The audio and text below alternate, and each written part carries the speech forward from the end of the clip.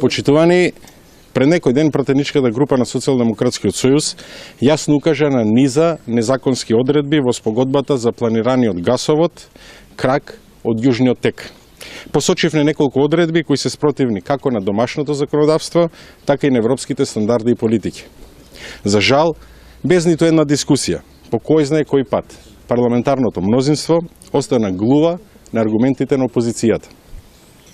Гледам покрај нив и председателот Иванов, без да вложи многу труд, го потпиша указот за оваа ратификација.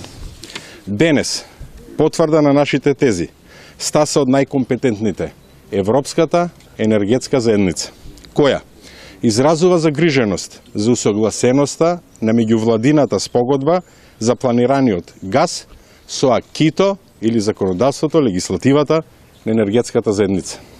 Секретаријатот смета дека меѓувладината спогодба не е во согласност со правилата на спогодбата на енергетската заедница, кои се однесуваат на распределувањето на трошоците, пристапот на трети страни и она што најмногу го зборувавме, утврдувањето на тарифата.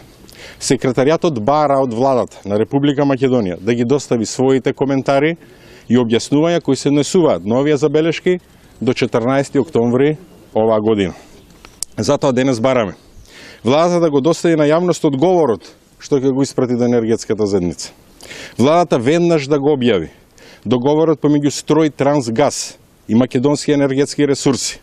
Договор кој, да подсетам, како одговор на моје пратеничко прашање, е таен и од доверлив карактер, но договор кој што гледаме во соседна Србија после објавувањето ја покажа целата мрежа на корупција и матни сделки поврзани во процесот на договарање на гасификацијата. Председателот Иванов да се изјасни дали ги имал во предвид сите укажувања на експертите од Европа и домашната јавност пред да го подпише указот, бидејќи со подпишувањето на указот и тој станува соучесник во оваа контраверзна гасификација. Благодарам.